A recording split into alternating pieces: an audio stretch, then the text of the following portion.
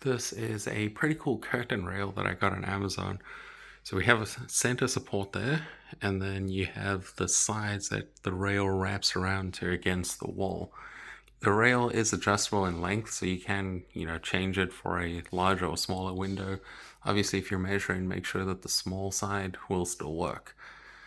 Now, it does mount with that center one that's just more for support, and then you have everything, with the black screws on the side. On this one, I believe I don't actually have it in any studs. I'm just using drywall anchors with it.